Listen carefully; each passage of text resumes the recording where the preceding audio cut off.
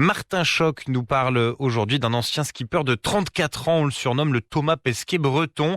Vincent Grison qui s'était lancé hier en direction du pôle Nord. Une aventure à l'aide d'un moyen de transport éco-responsable. Il a lui-même fabriqué une embarcation pour son périple. Et Martin Choc nous présente justement l'expédition de Vincent Grison dans ce choix de la rédaction. Vincent Grison va parcourir 10 000 kilomètres pour rejoindre le pôle Nord, une expédition avec 0 émission carbone qu'il va mener en 3 étapes. D'abord à vélo entre Rennes et Saint-Malo, c'est ensuite à la voile qu'il doit rejoindre l'Islande et enfin, pour la dernière étape, il prendra la direction de la banquise arctique à bord du Braze Glass, une petite capsule que cet architecte naval a lui-même fabriquée pendant 2 ans.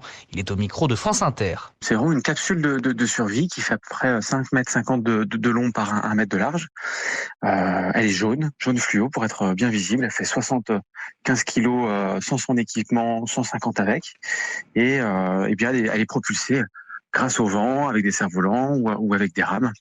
Quand il n'y a pas de vent et quand il y a de la glace, eh bien on peut la mettre dessus et la tirer à la force humaine. L'idée c'est d'être autonome dans un maximum de conditions possibles et pour ça il a fallu construire léger avec des matériaux un peu modernes. Vincent Grison devrait atteindre le pôle Nord dans la première quinzaine de juin. Il y restera une trentaine de jours avant de faire demi-tour.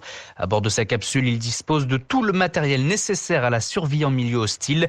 Mais un voyage en solitaire au pôle Nord, ça n'est jamais sans risque. Alors là, c'est plus tout ce qui est lié au froid. L'hypothermie reste le plus grand danger. Donc il s'agit vraiment de se protéger du froid et surtout de l'humidité. Voilà, dès qu'on est mouillé, si jamais je tombe à l'eau, eh bien ensuite il faut vraiment faire attention à pas se refroidir. C'est pour ça que je suis équipé de combinaisons sèches, des combinaisons qui me recouvrent complètement et qui me permettent de rester bien au sec avec des vêtements chauds pendant ces moments qui peuvent être un peu aquatiques. Alors voilà, mais en réalité, Vincent Grison ne sera pas complètement seul. Il sera suivi et guidé à distance.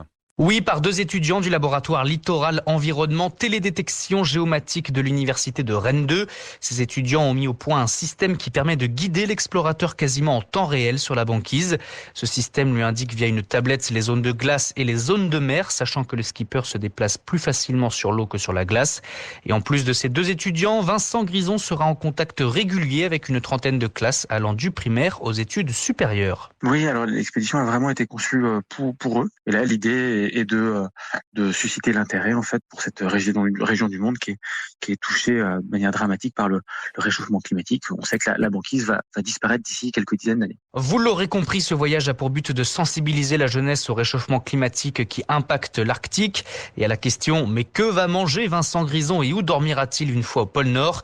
Eh bien, il dormira dans sa capsule équipée comme une tente. Quant à la nourriture, elle est déshydratée pour le transport puis réhydratée à l'aide d'une bouilloire électrique.